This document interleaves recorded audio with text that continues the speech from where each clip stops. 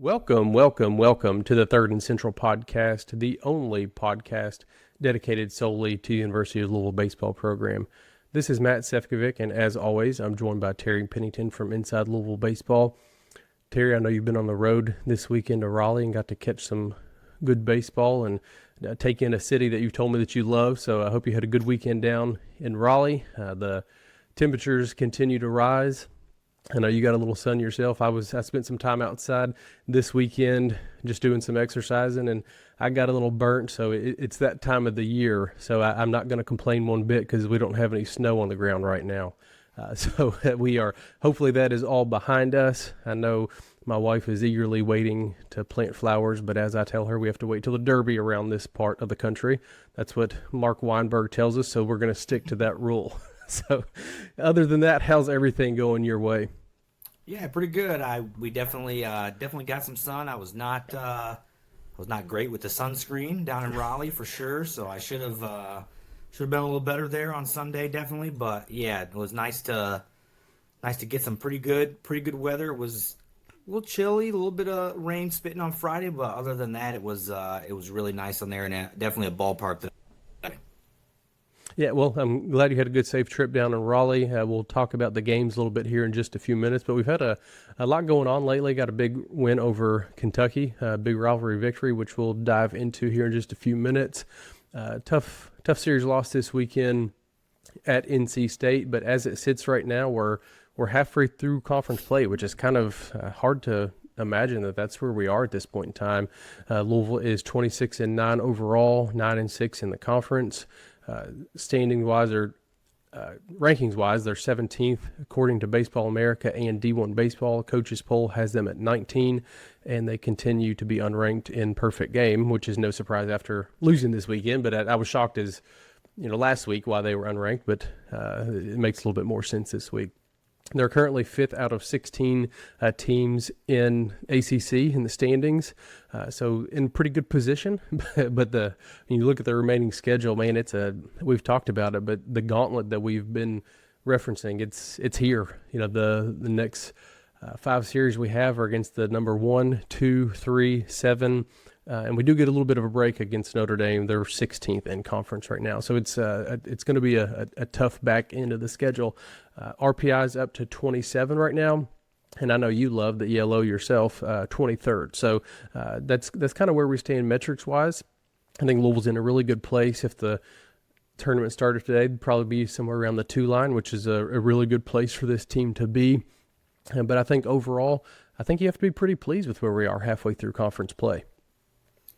Yeah, I mean, there's always a few games that could, go your way, that you think, man, we might have let that one get away. And at the same time, there are probably a few that, you could definitely look back. I'm sure all these walk-offs that we've managed to pull out during this season, there are a few that we've probably stolen. And so a lot of times throughout the course of the season, those things will even themselves out.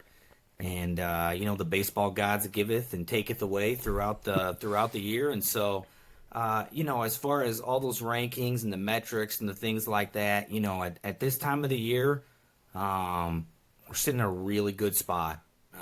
There's obviously, like you referenced, it's kind of a who's who of ACC teams left in terms of kind of some of those real upper echelon teams. We've already played North Carolina, but the rest are still to come. And, this team has shown the ability to compete and beat these upper echelon teams already this year. And so, we have a win over the number 1 team in the country in Texas. Arizona is obviously a very quality baseball team, has continued to win. Won the series with Carolina. I mean, you could just go down. I mean, this team has some marquee victories. There's been some gut-wrenching defeats for sure, and that's part of the game in a 56-game, college baseball season. And so, if you kind of play around with some of the metrics and look at predicted standings and things like that and want to play around with some of that stuff online, you kind of figure out that if they kind of play 500 baseball a little bit, down the stretch ACC-wise, you're going to end up with an RPI somewhere inside of 20, somewhere between 15 and 20, it looks like. And so, that puts you in, look, you end up with an RPI somewhere between 15 and 20, you're going to be in the discussion for one of those back end 1 seeds or a very high 2 seed. And as far as the ACC goes, everything's before you. I mean, anything you could dream of in terms of a conference title, or if you're thinking about, waiting all the way till quarterfinal day at the ACC tournament, those things are all still there and still there to play for. But to use Dan's phrase, you're gonna have to go earn it for sure.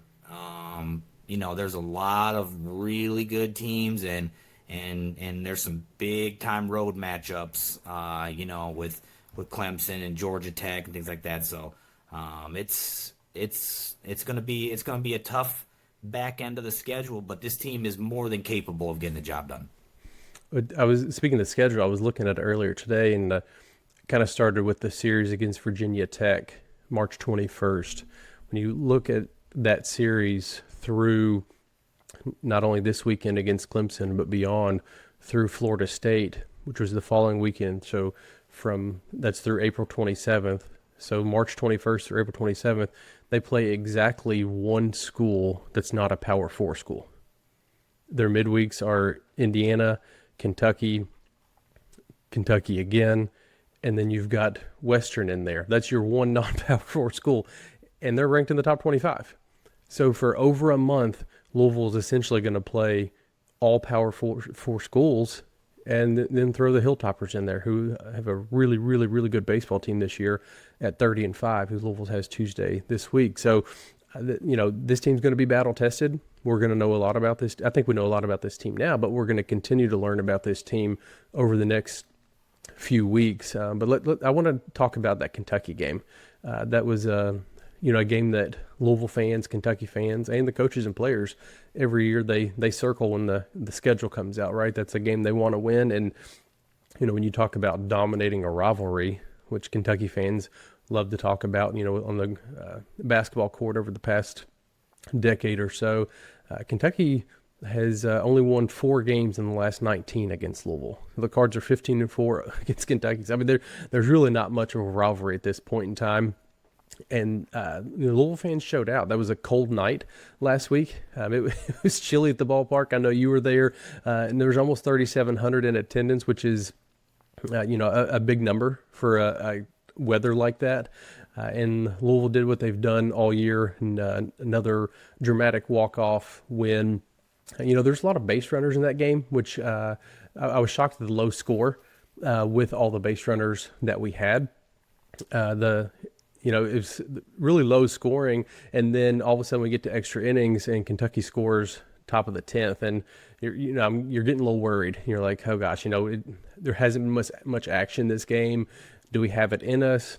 We've got that clutch gene. We've talked about that quite a bit this year, but rivalry games, it's a little bit different. Who they going to put out there on the mound? And then Louisville did what they've done all year long. Jake Monroe delivers a RBI single, then Eddie King drives in another run to complete the walk-off in dramatic fashion to walk off the Cats, and it doesn't taste any better than that when you get to send them back to Lexington packing with an L. And one of my favorite things of the game, and a stat you don't get to see very often, is Jack Brown picked up the win and threw exactly one pitch. So came in to throw to one batter, picked up an out, and then Louisville scored 2 in the bottom of the 10th. So Jack Brown got the W throwing one single pitch. So pretty efficient, if you ask me. Yeah, I mean, like you said, shout out to the fans, man. I know they tried to help in terms of the crowd by bumping the game up an hour because they knew with the cold weather, obviously, it was, it wasn't going to get any warmer as the time ticked away. And so, we've had some, I think last year's game was like a 4+ hour game, the home game. Obviously we've had some other game, a 12-inning game with Vandy, a few years ago. Obviously the weather was warm there, but I mean, some of these midweeks can really drag on. And so, just, you don't have as much of your elite pitching is out there. So, It was great to see the fans show up, get bundled up, bring those blankets out, get that stocking cap on, and support the boys. And man, they definitely delivered. What a it's getting to the point with these walk-offs and these comebacks that it's almost like you're surprised when they don't come back and win. Like if they kind of, if they're within one, if they're within two, in those later innings, you expect that, oh, well, we've been here and done this. And so that they have the belief, clearly. They're not phased. They stay focused. They're, just locked in. And man, these kids, I cannot say enough about just this group and the resiliency to just get up off the mat after, UK, you think they maybe deliver the knockout blow there in the top of the inning. And just again, Eddie King Jr. has been on some kind of heater. Just keeps delivering. Obviously, look, the lineup, 1 through 9 is, you wouldn't want to be a pitcher, that's for sure. It's so deep. There's no free outs in there whatsoever. You don't really feel like you can walk a guy to get to another guy hardly anywhere in that lineup unless you're trying to play, lefty-lefty or righty-righty type matchup. And so these guys, man, they just continue to do it. And it was awesome to see, the celebration, the excitement. They wanted that one bad. That one means just a little more, obviously. And so especially for the, we got a lot of Kentucky kids on the roster, and we're able to run some of them out there for sure. And so it was a pretty special night. It makes the post game a lot more fun for sure when they end that way. Yeah, and I think one of the biggest things about that is it just, like you said, it just hits home to a lot of guys on both rosters. They're full of dudes from the state of Kentucky and the surrounding areas. So, a lot of those guys have played against each other for, many years growing up, and travel ball and high school ball. So I think it just adds a different level to it. So it's always good to win that game, which we've been on the correct side of it many, many times. And, it's funny you mentioned, you almost expect them to battle back in the late innings, just the way they've done it so many times throughout the year. And it's, we've had Jake Monroe on, he's done it twice, but he's not the only one. Like, it's not like we have to have Jake. We've got guys that continue to deliver in big time moments late in the game. So there's so many guys that you trust up and down this lineup, 1 through 9. And not only that, but guys that are on the bench, pinch hitters that if he pulls somebody off the bench in a situation, like, you almost think like, oh, they're going to deliver. Like they've done it before. They're going to do it again. So I think that's how deep this team is. And I think for opposing pitchers, that's probably scary as hell because, they just keep coming at you. It's, when you've got a guy like Tague Davis, batting in the bottom half of your lineup, good luck with that. Right. Like, you've got somebody down the bottom that's hitting 14 home runs on the season, leading the country home runs as a freshman. So they just hit you from all different angles. But as a Louisville fan, I love it. As opposing pitchers, it's something I know they definitely hate to face. But let's carry that over into the weekend down in Raleigh, which I know you got to go down and take part in. Friday night was, man, just a roller coaster of emotions. Louisville got up big 7-2, and you're like, okay, we're in the driver's seat. You got Patrick Forbes on the mound. We're good. Then they were up 11-9, and eventually fell in that game 13-11. But kind of going back to what you were saying about Kentucky and what we talked about, even later in the game, I was like, we're down a couple runs, but I was like, we're not out of this thing. Like, I'm not going anywhere because we're still in this game. It didn't end up happening, but when you look at the game as overall, walking 16 batters is, that was just the downfall to the game on Friday. It's really, really tough to overcome, 16 free passes. Plus, I think they hit maybe 1 or 2 on top of that also. So it was, the offense did what they could. They scored 11 runs. They did some good things. Like you mentioned Eddie King, when you're talking about the Kentucky game, he came out and hit another home run. The heater that this guy's on right now, man, just really, really impressive the way he's kind of bounced back from that injury that kind of lingered into the beginning of the season. But he has come back with a vengeance, and if we continue to see this Eddie King Jr. the rest of the year, watch out. But Friday night took a tough one, 13-11. Being there, I'm sure it was probably frustrating to watch. It was on TV, just the walks. But what were your thoughts and observations from the game in Raleigh? Yeah, it's obviously it's a really tough situation. The strike zone obviously did appear to be a little tight. That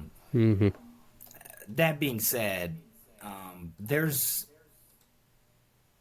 got to be we've talked on here a number of different times about the basics of what you need to do in a baseball game in order to, put yourself in a good position. This team, whether we have a down game or not in terms of the offense, where, we don't score a bunch of runs, maybe even like the UK game where we didn't put up a huge number, the offense is not a worry. This team is going to score. They're going to score in bunches. They're going to do it the rest of the year. They're going to do it against great teams. The offense is not a worry in any way. The thing that they just have to get back to doing is just let's try to work from ahead. And unfortunately, on Friday, that was something that we really just didn't seem to be able to do.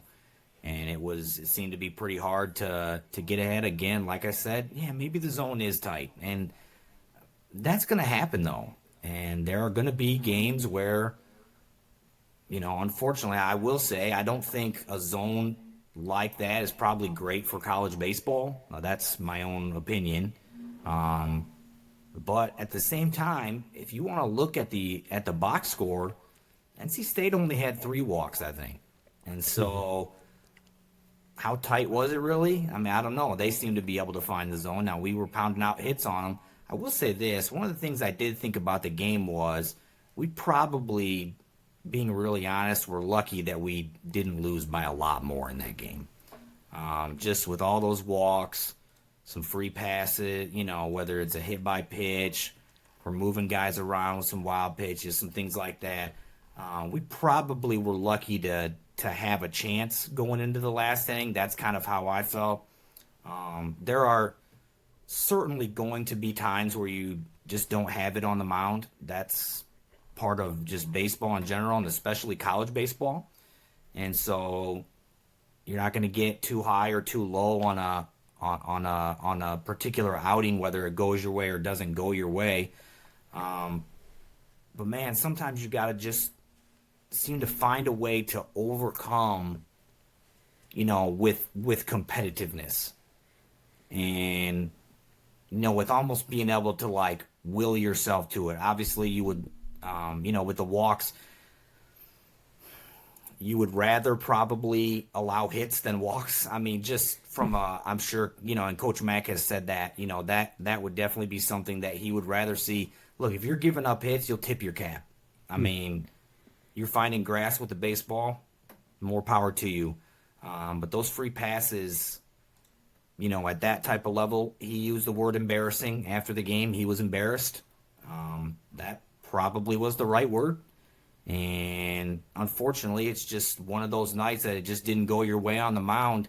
And, in a long season, bad nights like that are going to happen. You're going to have nights where it's not your night, and if you, kind of stack a couple of those for, multiple guys on top of each other, it's going to be hard to win a ball game. And so that really is kind of what happened. Again, like you said, man, you're coming to the 9th inning down a couple right in that thing. I mean, I'm not joking. I really was thinking, oh, we got them right where we want them, right?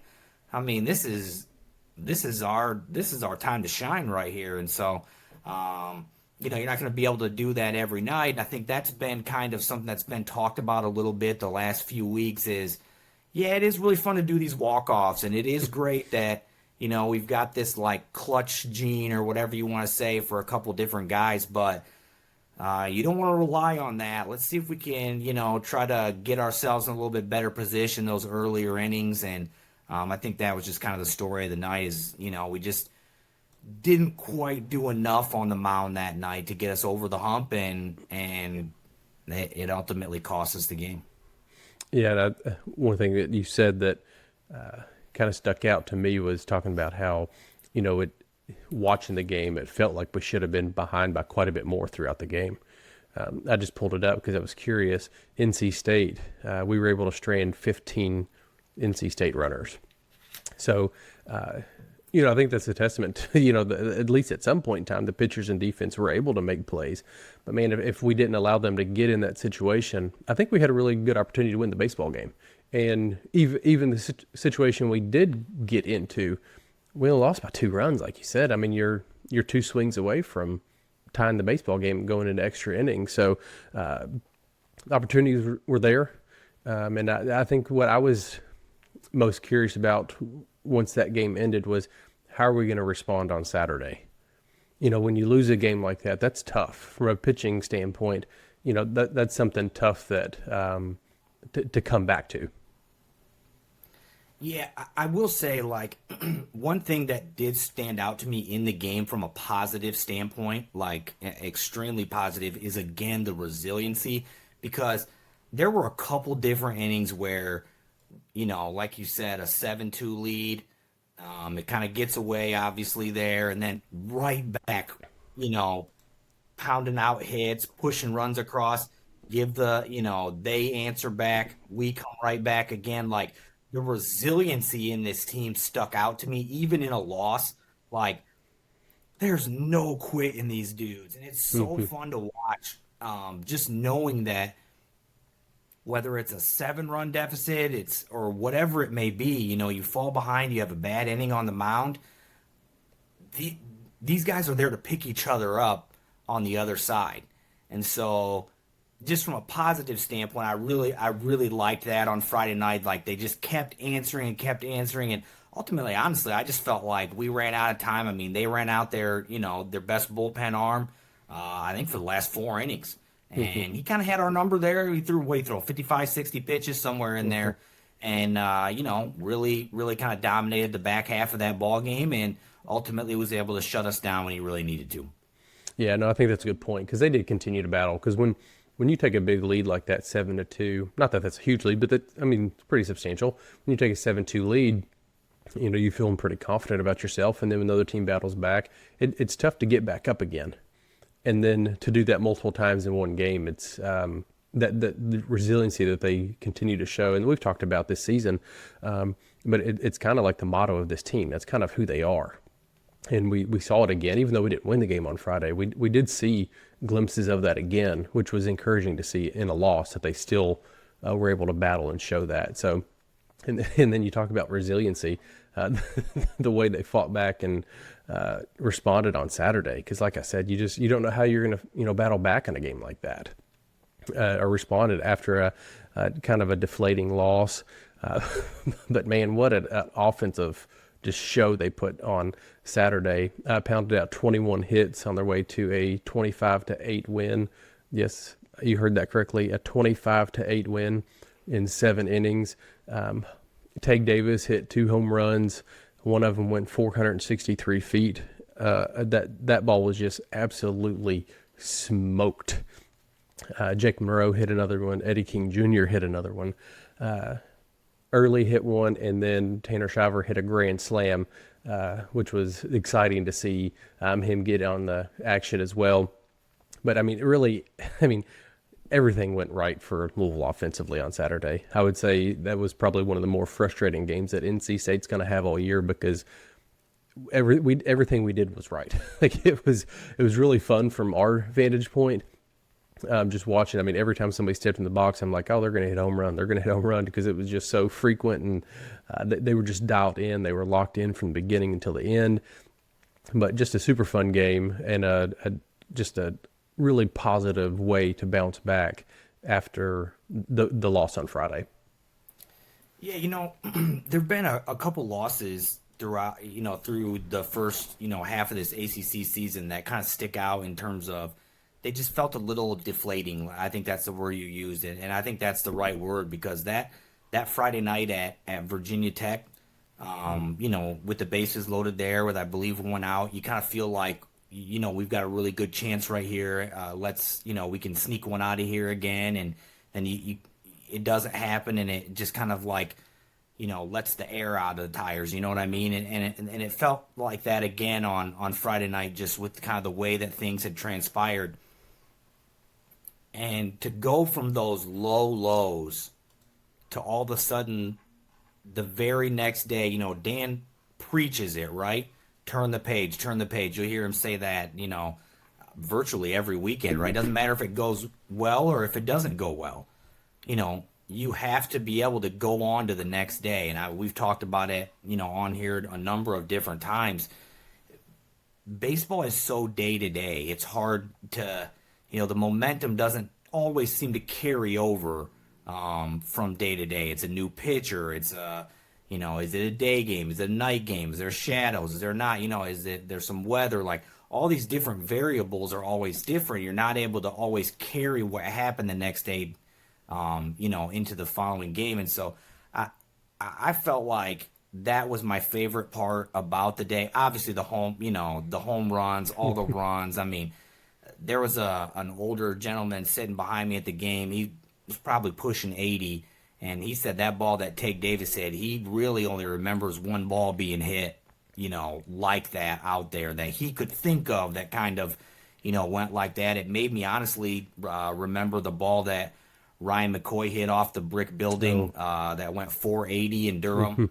Kind of the same in the triangle down there. So a couple years ago at the Bulls Stadium. So just a complete moonshot. Everybody was, everyone was in on the party. That was what was fun. I mean, like you said, Tanner gets in on it with a grand slam. I mean, that was just unbelievable. I'd actually even mentioned to my dad, half jokingly, like, Tanner's about to hit this one out, and sure enough, I mean, just crazy, right? I mean, and it was no cheap one. I mean, he hit that thing to left, to left center. I mean, it wasn't like he snuck that over the wall in the corner or anything. I mean, he got it and pushed it out. Good to get to talk to him after the game. Great kid. So just really happy for him to see that. Obviously, Davis gets the 2. Eddie's in. I mean, just, one thing that I really was interested afterwards in talking to the guys was, what's it like in the dugout? Tell me about the feel with the boys in the dugout, like, what's it like on a day where it seems like no one can do anything wrong? Mm-hmm. And, they just kept talking about, you've heard about the love for each other and everybody's rooting for each other all year long. And it doesn't matter if you're, the star of the team, or it doesn't matter if you're, one of the last guys, that might get to play. Everybody's pulling for everybody. And, you can even toss some guys in there that, you're able to make some subs. That's what I enjoy the most about being ahead a lot in a game. Let's get some other guys in. Let's get some other guys some at-bats. I love being able to do that, see some other guys get some time early, just about puts a dent in the scoreboard. I mean, it just such a fun day, man, and just everything went our way. They made a billion pitching changes, it seemed like, and they just had a hard time finding the guy. And some days it's your day, and that day it was ours for sure. I say, I've talked about that on here before. Sometimes you're the windshield, sometimes you're the bug, and there was no. It wasn't hard to figure out who was who on Saturday, because, man, what an exciting game it was. And I think, like you said, it was just exciting to see some of the guys that don't get regular at-bats or everyday at-bats to get in on the action too. And, they practice hard. They bust their tails in practice every single day. So to kind of see let them have some of their flowers too and get out there and play in a game like that, and not just play, but produce. And like you said, you never know when somebody's going to get hurt. What if we're in a regional and somebody gets hurt, and we need one of these guys to step up and, play the field or taking that bat here or there. That stuff goes a long, long way, especially in the postseason when you throw somebody out there that hasn't swung at a live baseball in months. So I think that was very valuable on Saturday. Yeah, I mean, to piggyback on what you're saying right there, after the game when I talked to Dan, it was kind of funny because he seemed a little subdued to me just in terms of like how the game had went. But the way that he described exactly what you're talking about was he talked about, you know, at some point during the season, the bus is going to pull up to your stop. And are you going to get on the bus and go when it's your time? And man, we had dudes ready to get on the bus on Saturday afternoon. I thought that was the perfect way to say it. It was exactly right. We have multiple guys do it.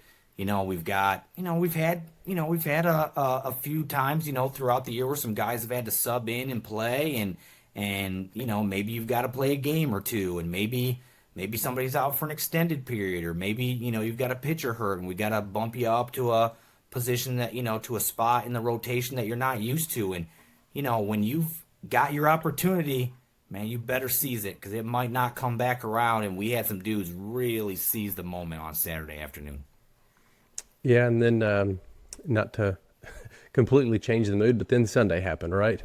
You know, it just just kind of completely flipped the script. And you talk about being the windshield and being the bug. It was a completely different experience on Sunday. But again, it's part of baseball. As a fan, it's frustrating. As a player, it's frustrating.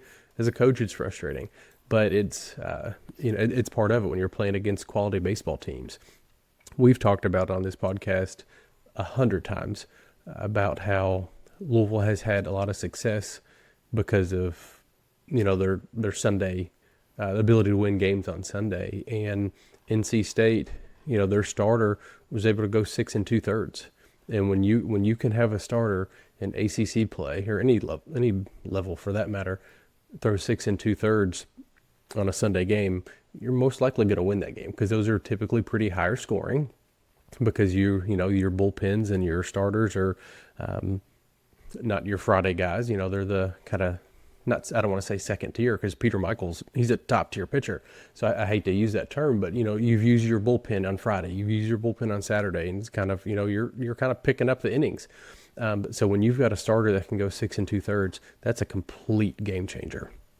And that's kind of what Louisville ran into as they lost in a shortened game, 11-1 in 8 innings via the run rule. So I think that was kind of the name of the game, is Louisville just couldn't get anything going. They scored in the first inning.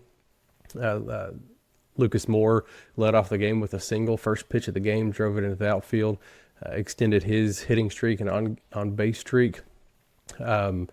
But after that, you know, he later scored, but after that, that was really it for Louisville. They just couldn't get a whole lot going offensively. Defensively, made 2 or 3 errors. Just really struggled to get any momentum.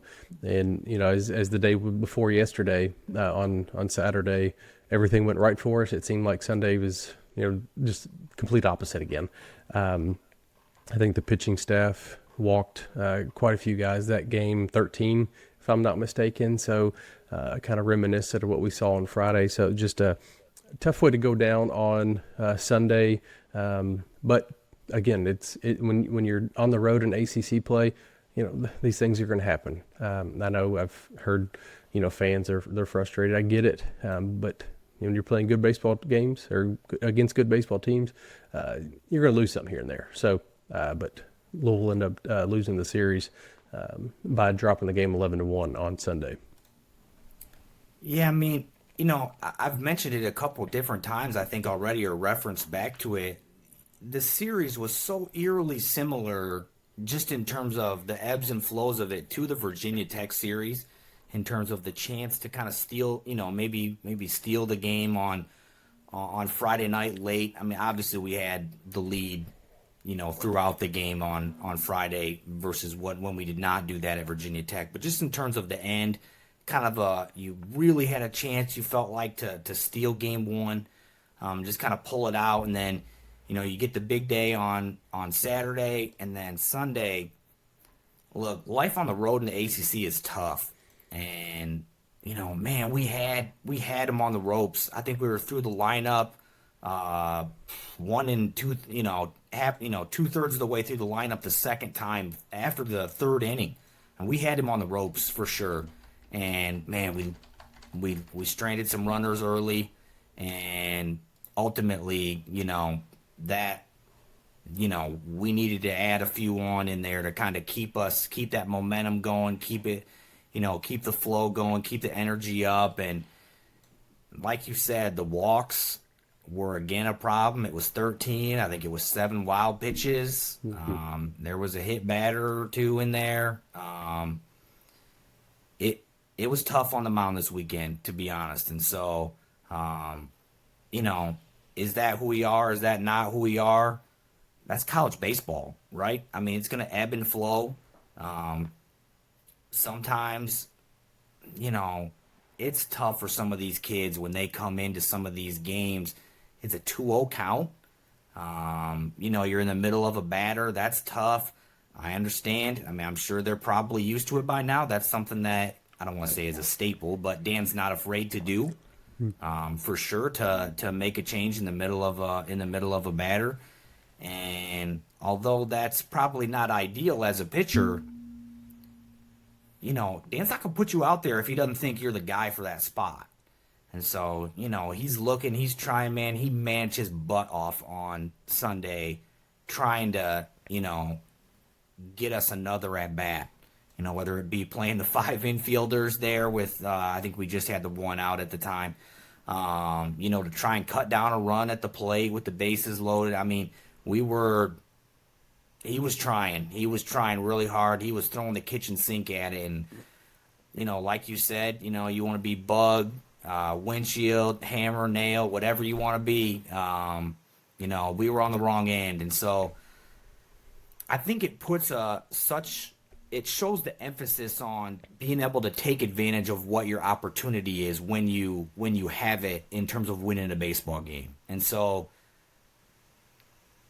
against a quality opponent, I mean, look, NC State's going to be a 2 seed too, at least as of, the way the metrics look right now. Obviously, you don't know how the back half of the conference goes, but that's a very good baseball team. And they've got quality pieces all over the diamond. They have a legitimate ace on Friday night, just like we do. He wasn't great on Friday either, and that happens sometimes. I mean, it's not going to go. I said this on the last time we talked. College baseball right now, the run explosion is insane. And so, is the ball hot? Is it flying? Is the pitching down a little bit? Are the bats hot? Yes to all of them, probably. I mean, that's might be the answer, is just yes.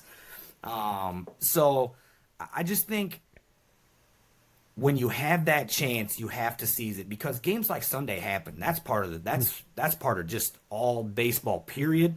And I will say this: the fact that those type of games happened on Sundays, just on a getaway day, on the road, just tells me a little bit about that mindset's hard, right? You got a lot going on. You've been gone for 3 days already. You don't have your normal routine. Now now on Sunday, you're at the park early again. You got to fly home. You got to pack your bags. You got to do all these different things. And so, it's just a different situation. And especially for young kids, it can be hard to just kind of get into that, mindset of, we still have business to take care of right here. Let's worry about all that other stuff later. This is a business trip. And so we got a lot of business trips left, and we got some really big ones against some, at least on paper, a couple programs coming up that are even better in some, in some ballparks that the ball really flies out of. So, I look forward to this coming week. This is going to be fun. But yeah, Sunday not our day. That's okay. It's been, at our ballpark, it's been hard for people to win there too. So that's just kind of how it goes in conference play. Yeah, and you talk about, the schedule and having a chance to pick up quality wins on the road. It's right around the corner for us again, because we got Clemson this weekend, and Clemson is currently the number 3 team in the country. So there's, you talk about baseball, you got to have a short memory. This is one of those weekends you've got to have a short memory going into this game, because Eric Bakich has a really, really good baseball team down there, in Clemson. So they're currently 33-6, 33-6, or 11-4 in the conference. Like I said, they're third in the country. So these are going to be 3 quad win games. So, it's a really, really big opportunity to go down there and try to sneak a couple games. Strength of schedule is obviously going to go up. RPI, could take a huge jump this weekend with a couple wins. You talk about scheduling. You alluded to this a little bit. It's hard to travel in conference, right? And Louisville traveled this past weekend, come back home for a midweek, and then they're going back to South Carolina to take on Clemson this weekend. Clemson sat at home last weekend against Stanford, won the series. They don't have a midweek, and then they get to sit at home again this weekend.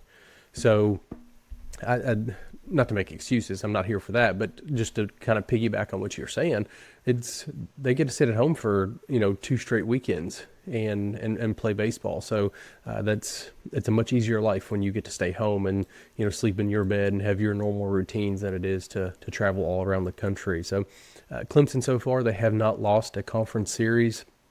But when you kind of look through their stats and things, offensively they're hitting 284 as a team. Louisville's hitting 328. So nothing really jumps out at you there. Fielding, they're 976. Louisville's 971, pretty comparable. Their team ERA is 4.53. Louisville's is 5.3. So, Louisville's a tick up there. But you look at those numbers, like how does that translate to 33-6? And it's like you watch this team play, and they just get the job done. Timely hitting. They're very sound. Like I said, they're not going to make a ton of mistakes. Thursday night, again, this is a Thursday, Friday, Saturday series because Easter is on Sunday. That's kind of a Coach McDonald staple. He loves to take Sundays off and play Thursday, Friday, Saturday on that weekend every year. Thursday night starter, just below 4 ERA.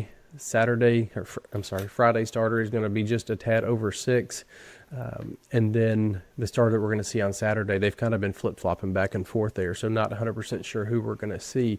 But, you look at these numbers and nothing really jumps off the paper at you, right? Cam Canarella in the center field, if you hit anything near him, he's going to track it down. Like, think Levi Usher when you think Cam Canarella. Like, the dude just hunts baseballs. And I'm not saying Clemson's not a good baseball team. They're a very good baseball team, and obviously they're number 3 in the country. But just kind of looking through on paper, it's like nothing really screams at you that this is the number 3 team in the country. But yet they continue to win, and they keep beating good teams. So they're obviously doing something right. But I'm really curious to see how Louisville's going to respond against a very, very high-quality opponent that they're going to be a national host by the time the season's over. So big opportunity, and really excited to see how Coach Mack is going to get his team prepared for playing down there, because it's going to be a tough place to play. It's going to be rowdy down there this weekend. Yeah, it's definitely my favorite ballpark in the ACC, just in terms of road venue to go and visit. I love the atmosphere down there. They put butts in the seats. The weather's typically great. So, they've made a lot about, they moved the bullpen out, and so now the students and the fans are right on top and things like that. The food down there is amazing at the ballpark. So just, that type of thing is all good and fun. But, in terms of playing the games, yeah, you mentioned Cam. I mean, I can't wait to watch him play 3 days in a row. I was really looking forward to getting to see him with Team USA in the summer. He ended up having the shoulder issue, obviously, from crashing into the wall in the Super Regional against Florida, and so he doesn't play. And so I was a little bummed about that in the summer, not getting to see him in person. So I enjoy watching him play. Saw him down in they were down in Arlington as well, so got to see a little bit of them. 3 or 4 innings, a couple different days. Look, whether the numbers are jumping off at you or not, jumping off the page or not, you look at the record, you look at who they've played, who they've beat. Like you mentioned, this is a great baseball team that is one of the favorites to win the College World Series. It's a small ballpark. The ball flies out of there, short porches. It's a tough environment to go and win baseball games on the road. And so you've got to go in there completely focused. We need the best of our guys this weekend, or it could be a long weekend. I mean, you can't go into Clemson with anything but your best stuff and think you're coming out of there with victories. And sometimes you may roll in there with your best stuff and not come out with a victory. And so I know it's not the first year he's not been there. Always thankful that Grice is not on the roster anymore. More than happy to not see him. But they've obviously got a number of different dudes. Bakic is a phenomenal manager, just like Dan.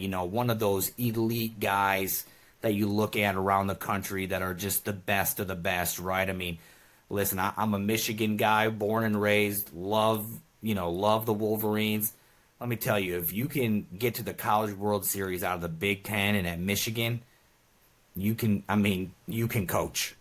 And so we've seen him come. We saw him come to Louisville several times. We sent him, we sent him packing a little bit. So that was always a good, shout out to Kim Masterman for sure for that shot again. So, always some good memories about, making Bakic a little upset at the end of a game. So, he's fiery. There's some antics, right? He's kind of in and out. He's getting after the umpires, getting after his guys, getting after the other guys, right? I mean, we remember like the stuff with Dylan Hoy last year and things like that. A little contentious, right, with the fans and things like that on Twitter and all this nonsense. So just some fun bad blood, if you want to call it that. And so, man, I'm really looking forward to this series. I'm telling you, this, like you mentioned, with the number of power conference teams that we're rolling through in a row, there's power conference teams, right? And then there's the elite of the elite. And we're seeing the elite of the elite right now in the heart of this schedule. And it really takes a step up. And it doesn't matter if it's, this would be tough at home. And, to go down there to South Carolina, it's going to be warm. I think it's going to be in the 80s a couple days. Like I said, the ball's going to be flying out of there. And you got to be mentally tough and be able to move on to the next one because there's going to be a lot of runs scored this weekend, I think. Yeah, I'm excited about the opportunity and see how they're going to respond. But like you said, you've got to take your best down there, and we've got to be on our A game. You got to throw first pitch strikes. If you've got an opportunity to move a guy over, you've got to take advantage and get the bunt down and move that guy over. If you've got a guy in third, less than 2 outs, hit a deep fly ball somewhere and hit a sac fly.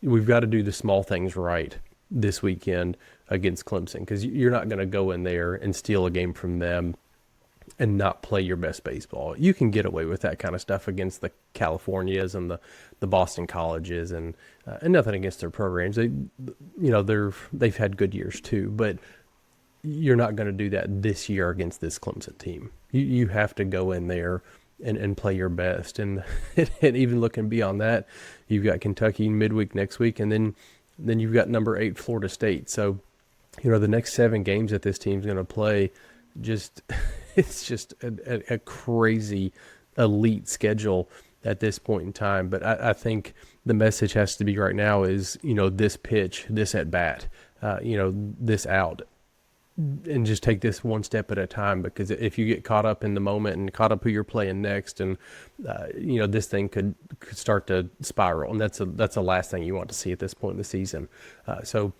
Big opportunity. I think Kentucky has I'm looking at the schedule. I think Louisville has a big opportunity to go in and steal a game or two.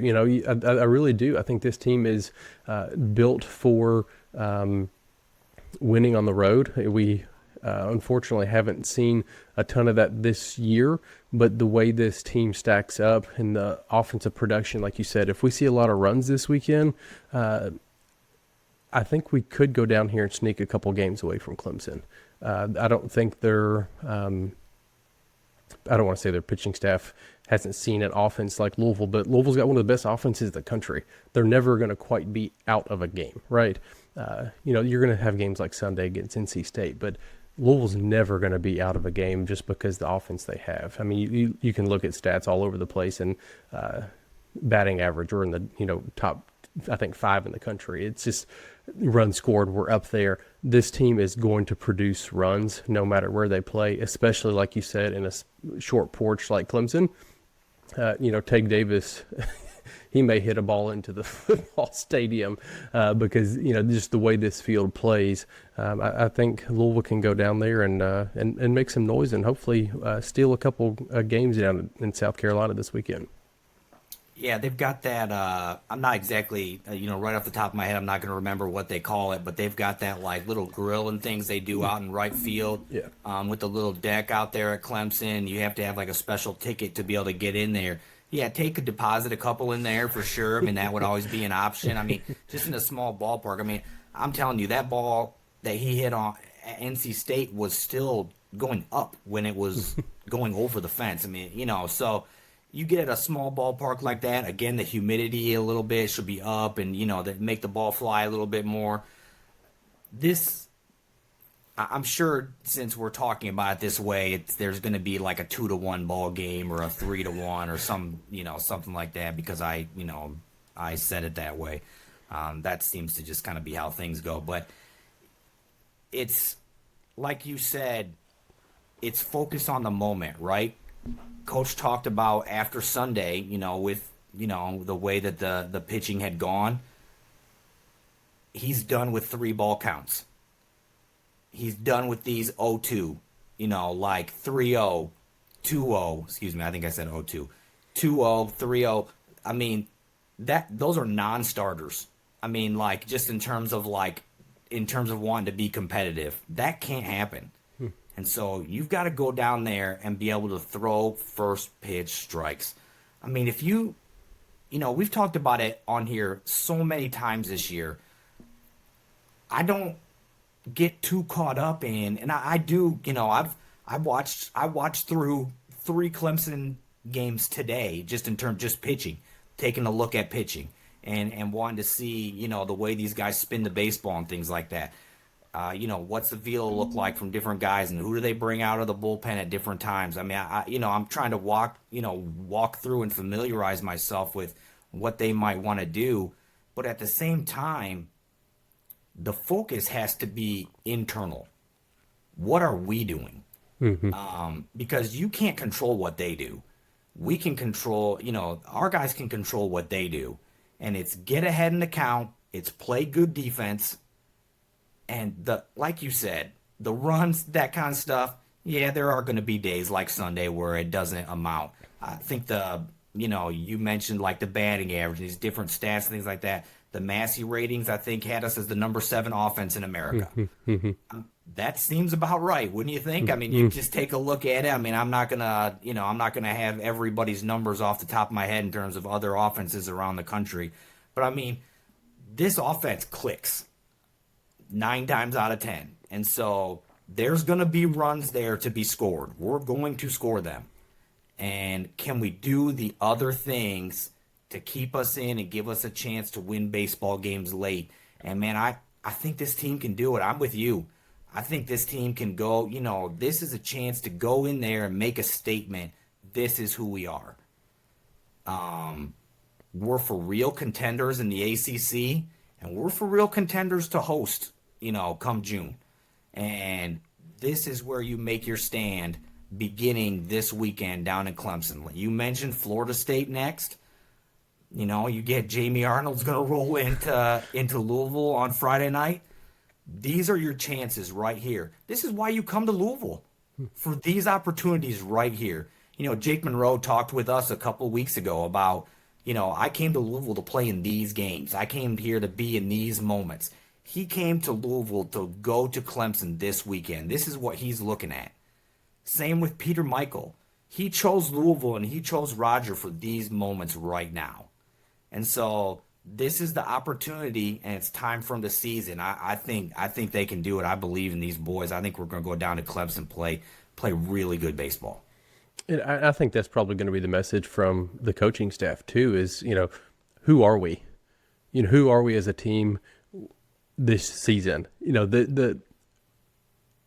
haven't been able to go on the road and win a big series yet, and we need to notch that in our belt to continue to elevate our resume to get into the conversation of hosting a regional, because that's where we're best, is in Jim Patterson Stadium. But in order to play postseason baseball at Jim Patterson Stadium, you've got to be able to go away to places like Clemson and pick up a couple wins. You've got to be able to go to, a place like Florida State. I know we don't go there this year, but you have to be able to go into big time programs like that and win games to deserve to host a regional. So I think that's going to be part of the message this weekend from the coaching staff is, who are we? And going in there and preparing this week like like this is a game that could get us into the hosting conversation. Because right now we're just on the outside looking in, but you go and you beat a team like Clemson at Clemson, and this is a team that can host a regional and potentially a super regional down the road. So I think that is hopefully what the coaching staff is going to kind of try to drive home to this this pitching staff. I think the offensive part, I think we're good. I think we got that down. But this pitching staff, just kind of light a fire under him this weekend, and just kind of send a message to not only Clemson but the rest of the country and say, hey, Louisville's here and Louisville's for real, and we're here to stay. No, I completely agree. I'm really looking forward to it. I'm sure they're looking forward to the opportunity, and it should be a really fun series. I always enjoy a Thursday, Friday, Saturday. Like I said, great weather, great ballpark. I think it's, with the atmosphere in there, it makes it fun. There is nothing better than walking out. I don't care if it's baseball, basketball, football. There is nothing better than walking out of a road venue with a W. 100%. So we'll be back next week to kind of recap this and see how it goes. Obviously, sitting here talking about it, we make it sound easy, but going out in front of the number 3 team in the country, it's an uphill battle. But I think this team is built for it. So excited to see how they respond this weekend after the loss down in Raleigh against NC State. So we'll be back next week to recap things and talk about how the series went down in Clemson. Terry, I know you're heading down there, so have a safe trip. But in the meantime, let everybody know where they can find you on social so they can keep up with your content this weekend. Yeah, you can find me on X at InsideVilleBSB. I did want to just make one statement real quick about my X account. As I'm, sending out messages, I don't know tweeting, whatever you want to call it, throughout the game. There's been a lot of lately, I've been getting some people with some pretty negative comments underneath some of the things, just in terms of things about the game, things about the team, things like that. And I mean, that, if that's your opinion and you're interacting with the content, that's completely fine. That does not bother me in any way. But a lot of my tweets I have tagged players in. And I would just ask that if you're going to be responding to things that I've sent out, you have the option up there to take out people who you are tweeting back to or sending messages, back to in that way. Please do that. I want you to continue to have access to the content that I'm sending out or whatever, and be able to follow the game along in that way, or if you watch the videos on YouTube and I tweet them out and things like that. But if you're gonna send negative replies back to the things, again, if it's just to me and you're frustrated at the game and things like that, that's all good. That does not bother me in any way. I probably just overlook it, to be completely honest, or I read it and move on. I'm not going to respond to anything negative because I don't approach what I'm doing in a negative way. But if you're going to continue, if people are going to continue to interact with the content in a negative way with, having the kids, handles still in there, you're going to continue to get your stuff hidden. I've been hiding all of it. And if it continues, you're going to get blocked. I mean, and I hate to do it. I want you to have access to the content. These are college kids, man. Use your brains, please. Like, that is not okay. And so, again, I want you to have access to the content. I want you to have access to following the game. I know you could go find the videos on YouTube anyways or things like that. I want everyone to have access that wants. I'm thankful for everybody that follows sincerely. And I've been building this from the ground up, myself, and now this year with the help of you and everybody here with the podcast. But please be smart enough to take the kids out of your comments. That's all I'm asking. It does not seem like it's that hard. Apparently it is really hard. Please stop it. And if you don't, I'll keep hiding. And if it's still a problem, you're going to get blocked. And I hate to do it, but I just wanted to make that point. I don't understand the idea of approaching being a fan from a negative standpoint, especially with kids that are 18 to 21 years old for the most part. And so these kids are not on full scholarships. This is not football. This is not basketball. These kids are paying their way through school. Believe me, they want to win more than you want them to win. They're not trying to walk guys. They're not trying, none of it. If it's an error, they didn't want to make an error. Whatever you feel, they feel it a million times more. So I'm just telling anyone who's listening to the podcast, if you interact with the content in that way, please stop. Or you're not going to have access to it anymore. And maybe you don't want to, and that's fine. You can find it from somebody else. And there are other people to follow that go about it in a negative way. And if you want to do it that way, you can do it over there. But you're not going to do it with my stuff. That's all I want to say. No, 100%. Very well said, especially when the players are tagged. I think they see it. They're tagged in it, so they get the replies to it. So, the last thing that we want to do is beat any of the players down. That's that just destroys their confidence. And if the fans are doing that, that's a complete travesty to the players, because that's not what we're here for. So, hate that you have to bring that up, but definitely is a very good point. Make sure you're not tagging the players in those types of comments. And to piggyback off that, you can find our podcast on X. I always say Twitter. I'm glad you said X, because I still can't wrap my head around that. But on X at Third Central Pod. Wherever you're listening to us, Spotify, YouTube, Apple Podcasts, wherever you listen to us, give us a thumbs up, like us, rate us, share us, all that good stuff. We appreciate it. That all makes the world go round. Like I said, we'll be back next week to talk about the Clemson series and recap how the weekend goes against the Tigers down in South Carolina. But in the meantime, in the words of Sean Moth, we will see you at the ballpark.